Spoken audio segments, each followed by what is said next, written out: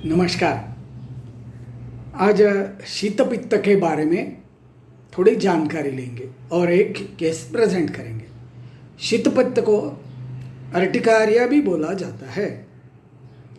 मतलब इसमें एक पित्त ऐसा होता है कि वो जलन नहीं निर्माण करता, इसलिए उसको शीत पित्त बोलते हैं। पित्त जनरली उष्णता होती है तो जलन होती है पित्त से अलग अलग जगह पे शरीर में, तो ये सब होता है। लेकिन इस पित्त की विशेषता ये है कि जलन नहीं होती, इसलिए शीत पित्त बोलते हैं। सर्दियों में ये बढ़ता है, इसलिए अभी शीत पित्त बोलते हैं।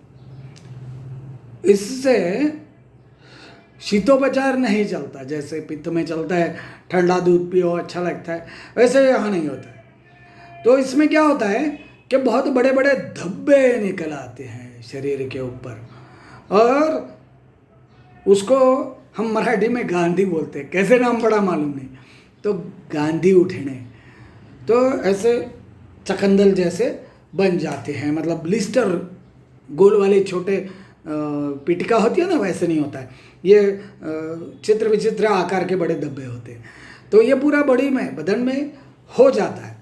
तो इस शीतपित्त के लिए एटरैक्स है या इस प्रकार की अनेक गोलियां हैं एलोपैथी में, जो कि वो उसको सप्रेस कर देती हैं और लोगों को रोज खाना पड़ता है।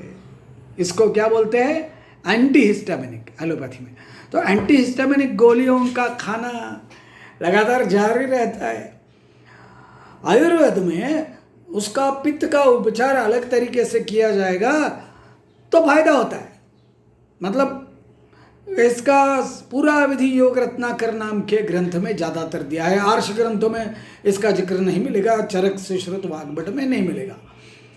जो आजकल के ग्रंथ हैं उसमें से 200 साल पहला योग रत्नाकर है, इसको भी हम आजकल के बोल देते हैं। चलो समझ आई ना बात। तो ये योग रत्नाकर में और फिर वंगसेन आदि में इसका वर्णन मिल जाता है। तो स्टडी करते हुए इसको ट्रीट किया तो बहुत अच्छी तरह से इसका बेनिफिट हो जाता है, पेशेंट्स अच्छे हो जाते हैं। तो चलो देखते हैं ये केस क्या है। तो ये जो है ये मैडम है, ये 47 साल की फीमेल 2008 में थी। तो देखिए उनको कितनी तकलीफ थी, 3 गोलियां खानी पड़ती थी, इतने बड़े धब्बे पूरे शरीर में। अभी मैंने इधर इंग्लिश में लिखा नहीं है, यहाँ अर्टिकारिया शीतपित्त का डायग्नोसिस लिख दिया है। तो पूरे बदन में, सिर में भी ये उठता था, मुंह पे भी उठता था सकंडू, मतलब खुजला खुजला खुजला करके तकलीफ से मारी हो जाती थी।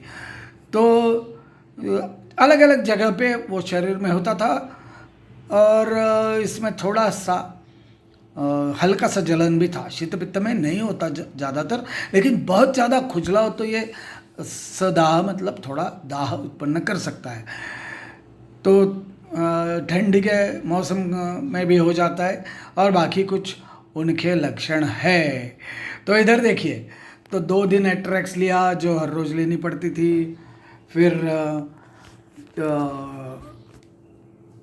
मतलब 3 मार्च को आई थी तो 7 मार्च को तब तक 2 एट्रैक्स लिया, हर रोज़ नहीं लेना पड़ा। 12 मार्च तक 3 बार लेनी पड़ी, फिर 2 बार हो गई। फिर ये देखो, हम ऐसे स्टडी किया करते थे कितना है 2008 में। तो ये सब जो लिखा है ना, ये जो लिखा है सब वमन आदि जो लिखा है ना, महातित्त, ये सब स्टडी है। ये स्टडी करके फिर ये जो दवा दी थी ब्लू वाली, इसमें से येलो काट के ये थोड़ा सा लाइट ग्रीन वाली दवा उनको दे दिया। ये चेंज हो गया अगस्त में। अगस्त में चेंज होने के बाद और अच्छी तरह से उनको हो गया बेनिफिट, लेकिन फिर भी 2 टैबलेट 1 टैबलेट खाती रही। अब अक्टूबर में बोलती है जोर कम हो गया, मतलब अभी तकलीफ नहीं होता है। और जनवरी 9 में बिल्कुल एट्रैक्स नहीं खाया, मतलब इन महीनों में अक्टूबर से लेके एट्रैक्स नहीं खाया। ये देखो, ये जो ब्लैक है अलग अलग दूसरे व्याधि है, हर बार वो इसके लिए नहीं आती थी।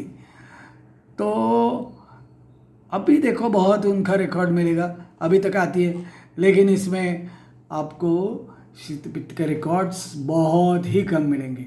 तो ये दवाइयाँ है, उसकी शीत पित्त प्रभंजन रस रहता है, हरिद्रा खंड रहता है, और नीम और आंवले का जूस ये बहुत उपयुक्त होता है इन लोगों को। आप जूस भी पिला सकते हो या इधर हम दवा में दे देते हैं। तो ये रही दवाइयाँ, आपने डायरेक्टली यूज़ नहीं करना है, वैद्य की सलाह से लेना है। उसमें धमासा भी बहुत अच्छा काम करता है, गुड़वेल का सत्व भी अच्छा है, तुलस का बी हम उस वक्त लाते थे, तुलसी का बीज, हिट जो थोड़ा दाह था ना उसके लिए, और हरिद्रा खंड, शीत पित्त और प्रवाल आदि तो मैंने बोल दिया। तो इस प्रकार से यह शीत पित्त की व्याधि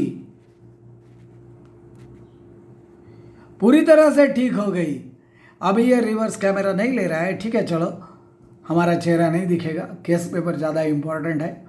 तो इस प्रकार से इनकी व्याधि अच्छी तरह से ठीक हो गई, शीत पित्त से मुक्त हो गई, इतना तकलीफ था उससे मुक्त हो गई, आनंदित है, आती जाती रहती है अन्य कारणों के लिए।